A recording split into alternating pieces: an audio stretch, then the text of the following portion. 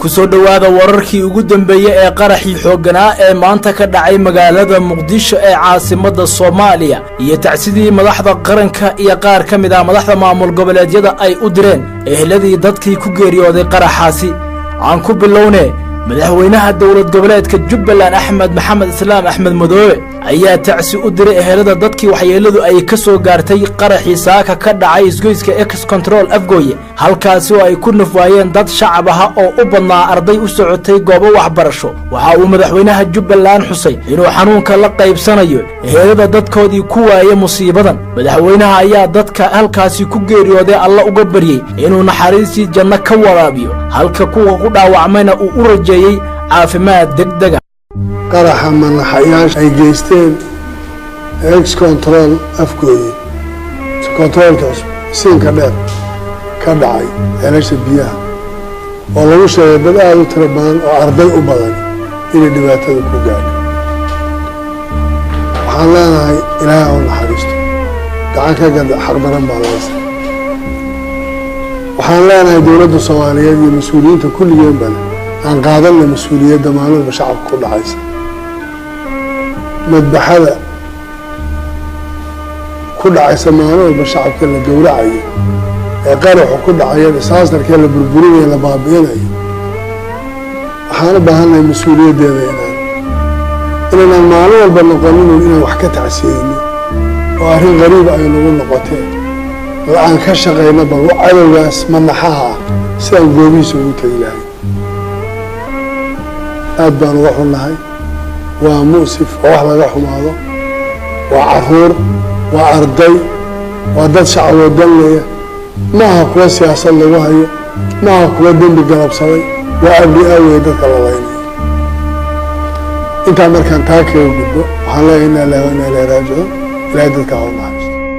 dhinaca kaleete dawlad goboleedka Soomaaliyeed ee Puntland ayaa waxa ay u tacsiyeysay qaraxii arxan darrada ahaa ee saaka ka dhacay magaalada Muqdisho gaar ahaan X Control Afgooye kaasi oo murugada iyo waliba tiiraanyada ummadda Soomaaliyeed oo dhan ay taabatay sida lagu yiri qoraalka ka soo baxay dawlad goboleedka Puntland madaxweynaha dawlad goboleedka Puntland Siciid Cabdullaahi Deeni oo ku hadlaya magaciisa iyo kan golayaasha dawlad goboleedka Puntland wuxuu uga tacsiyeynayaa shacabka Soomaaliyeed waxyeelada saaka ka soo gaartay qaraxii Muqdisho ka dhacay kaasi oo sida uu sheegay dad fara badan oo Soomaaliyeed oo arday u badnaa ay ku halaagsameen ugu dambeyntii madaxweynaha dawlad goboleedka Puntland Siciid Cabdullaahi Deeni ayaa xusay inay la qaybsanayaan murugada iyo tiiraanyada dadkii waxyeeladu ka soo gaartay falkii bahalnimada ahaa ee sida uu sheegay argagixisadu u geysteen shacabka Soomaaliyeed ee aan waxba galabsan isla markaana madaxweynuhu waxa uu mar kale alla uga baryay intii ku dhimatay in uu jannadii Firdawsa ka waraamiyo inta ku dhaawacantayna uu u boogadhayo caafimaad degdeg ahna uu siiyo ra'iisul wasaaraha xukuumadda Soomaaliya Xasan Cali Khayre ayaa magacaabay guddi qaran oo ka shaqeeya isku duburidka gurmadka loo sameeyo dadkii waxyeeladu ka soo gaartay weerarkii maanta ka dhacay magaalada Muqdisho ra'iisul wasaaraha ayaa tacsi tiraanyada u diray ehelada dadkii ku waxyeeloobay qaraxii ka dhacay X Control Afgooye magaalada Muqdisho bismillaahir rahmaanir rahiim inna lillahi wa inna ilayhi raaji'uun waxaan tacsi u diraynaa eheladii iyo qaraabadii ay ka baxeen dadkii ku nafwaayay qaraxii ay geysteen argagixisada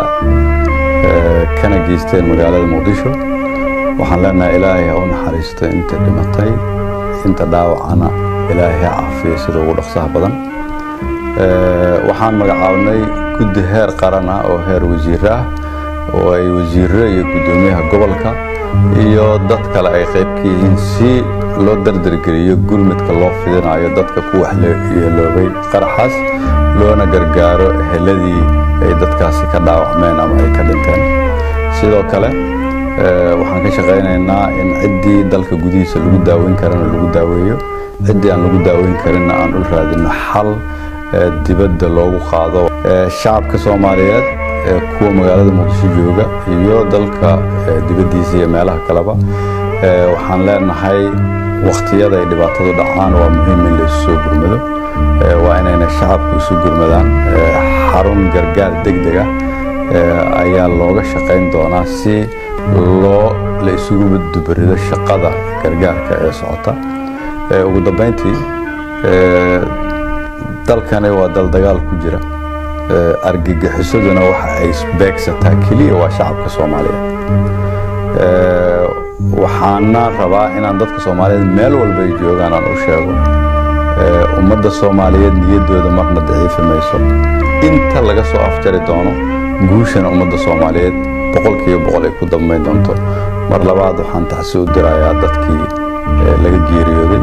kuwa xanuunsanna oo ku dhaawacmana waxaan Ilaahay uga baryayaa in Ilaahay si dhaqso leh u caafiyo. Assalaamu calaykum waraxmatullahi wabarakaatuh. madaxweynaha dowladda federaalka Soomaaliya Maxamed Cabdullaahi Farmaajo ayaa dhankiisa tacsi u diray qoysaska iyo helada muwaadiniintii Soomaaliyeed ee ku nafwaay qaraxii maanta ka dhacay magaalada Muqdisho. inna lillahi wa inna ilayhi raaji'uun. maanta waa maalin murugo badan oo muujinaysa sida ay argagixisadu bartilmaameedka uga dhigteen shacabka Soomaaliyeed. waxaan tiraayada la wadaagayaa qoysaska dadkii naga shahiiday, waxaana alla uga baryaynaa in uu bogsiyo kuwa dhaawacaha una naxariisto kuwii dhintay, ayuu yiri madaxweynaha Soomaaliya. madaxweynaha ayaa waxa uu tilmaamay in goobta ay la beegsadeen argagixisadu qaraxan bahalnimada ah ay muujinayso ficilada gumaadka ee ay ku hayaan shacabka Soomaaliyeed iyo sida ay u banaysteen dhiigga muwaadin kasta iyadoo aan kala sooc lahayn. madaxweynaha Soomaaliya Maxamed Cabdullaahi Farmaajo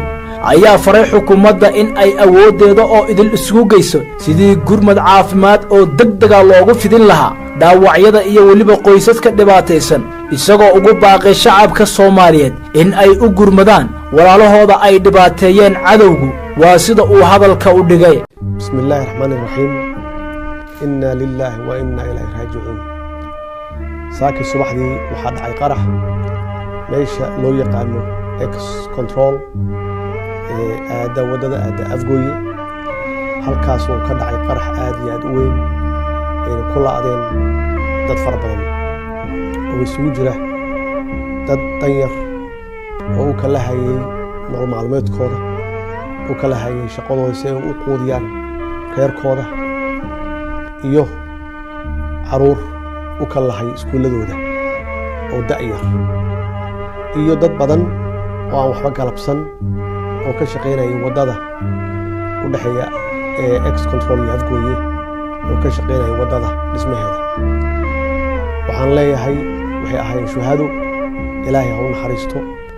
jannadiisa iyo naxariistiisa Allah ha siiyo, qaraabadooda iyo ehelkooda iyo asxaabtoodana samir iyo iimaan Allah ka siiyo. waqtiga ku soo beegantay waxay ahayd waqti lama filaan ah oo dadku ay u socdeen nolol maalmeedkooda. ujeedka ka dambeeyana waxay ahayd inay ummadda Soomaaliyeed ay argagax geliyaan oo ay qalbi jabiyaan oo ay ku xasuuqaan fursad kasta ay u helayaan.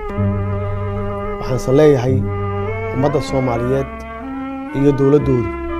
marna lama qalbi jabin karo, marna lagama hor istaagi karo horumarka dalkan iyo dibdhiskiisa. kooxdan argagixisada ah ee shabaab waa koox u shaqaysa argagixiso caalami ah oo loogu soo diray ummadda Soomaaliyeed, dalka Soomaaliyeed iyo shacabka Soomaaliyeed inay xalaaleystaan dhiigooda, ay xasuuqaan ummadda Soomaaliyeed, ay burburiyaan wax dhismo ah. shabaab wax ma dhisaan, waxbay dumiyaan. ma dhisaan iskuullo, ma dhisaan goobo caafimaad, ma quudiyaan shacab, kama shaqeeyaan mustaqbalka carruurta Soomaaliyeed. waxay ka shaqeeyaan oo loo soo contract gariyey oo loo howlgeliyey inay ummadda Soomaaliyeed ka hor istaagaan horumarka, inay laayaan shacabka Soomaaliyeed, inay laayaan carruurta Soomaaliyeed iyo mustaqbalka dalkan uu leeyahay. waxaan ku adkeenayaa xukuumadda ama aan farayaa inay si degdeg ah u gurmadaan shacabka Soomaaliyeed oo halkaas uga xasuuqay cisbitaalada yaalla, ay si degdeg u gaarsiiyaan wax alla wixii taageero ah ay la gaari karaan. shacabka Soomaaliyeed waxaan leeyahay inay iyaguna garab siiyaan dadkaas waalahooda cisbitaalada yaalla, wax alla wixii taakuleena ay la gaari karaan la gaaraan.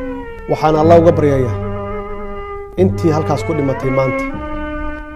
inuu Ilaahay jannadiisa iyo naxariistiisa siiyo,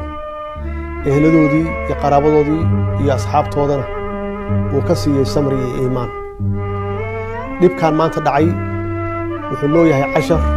joogto ah dalku wuxuu ku jiraa dagaal inaan u feejignaano argagixisada maalin walbaba waxa ay qorsheynayso inay tahay inay layso shacab Soomaaliyeed aysan u socon dadka u shaqeeya dawladda waxa loo baahan yahay inay arrinta maanta dhacday oo argagixisada ah oo naxdinta leh inay namidayso oo aan hal meel uga soo wada jeesano la dagaalanka argagixisada iyo cidda la shaqaysata wassalaamu calaykum waraxmatullaahi wabarakaatu weli waxaa isa soo taraysa tacsida iyo tiiraanyada lala wadaagayo dadkii eheladooda ay ku waxyeeloobeen qaraxii maanta ka dhacay magaalada Muqdisho ee caasimadda Soomaaliya qaraxa oo ahaa mid aad u xooggan ayaa waxaa ku dhintay dad aad u fara badan oo u badnaa arday u socotay goobahooda waxbarashada iyo dad shacab ah oo iyaguna halkaasi ka agdhawaa kuwaasi oo u kala haya goobahooda ganacsi iyo kuwa raasanayay nool maalmeedkooda sidoo kale qaraxa waxaa ku dhintay ilaa 17 askari oo ka mid ah booliska Soomaaliya iyo injineero ka socday dawladda Turkiga inna lillahi wa inna ilayhi raaji'uun allaha u naxariisto dadkii maanta ku dhintay qaraxii Muqdisho ka dhacay hana u boogadhayo kuwii ku dhaawacmay